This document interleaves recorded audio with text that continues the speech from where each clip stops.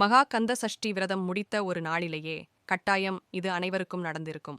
சிலருக்கு விரதம் முடித்த கையோடு சிறிது நேரத்திலே நடந்திருக்கும்.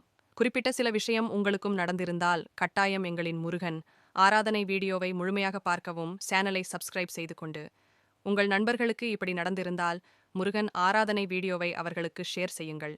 பொதுவாகவே நாம் விரதம் இருப்பதே நமது கஷ்டங்கள் அனைத்தும் தீர்ந்து போகதான். பலருக்கும் பலவித பிரச்சனைகள் இருக்கும். அதற்காக இந்த விரதம் இருந்திருப்பீர்கள். சிலர் இதில் 48 நாள், 22 நாள், 6 இல்லை 7 நாள் என்று எல்லாம் விரதம் இருந்திருப்பீர்கள். இந்த விரதத்தை முடித்தவுடன் நினைப்பீர்கள், இனி அனைத்தும் நல்லதே நடக்க ஆரம்பிக்கும் என்றும். ஆனால் விரதம் முடிந்த கையோடு இல்லை. ஒரு நாளில் கட்டாயம் உடல்நலம் சரியில்லாமல் ஆகும். ஒரு புரியாத மனவேதனை வரும். வீட்டில் சண்டைகள் நடக்கும். மனம் எதையோ யோசித்து கொண்டே இருக்கும். ஒரு புரியாத பயம் இருக்கும். வாக்குவாதம் வரும். இதில் ஒன்றாவது நடக்கும். உங்களுக்கும் நடந்திருந்தால் முருகன் ஆராதனை கமெண்டில் சொல்லுங்கள். இதை பார்த்து பயப்பட வேண்டாம். முருகன் முதலில் சோதனையை தான் கொடுப்பான். பின்புதான் கேட்டதை அள்ளி கொடுப்பார். அதனால் நடப்பது நடக்கட்டும். என் அப்பன் முருகன் இருக்கிறான் என்று மனதைரியமாக இருங்கள்.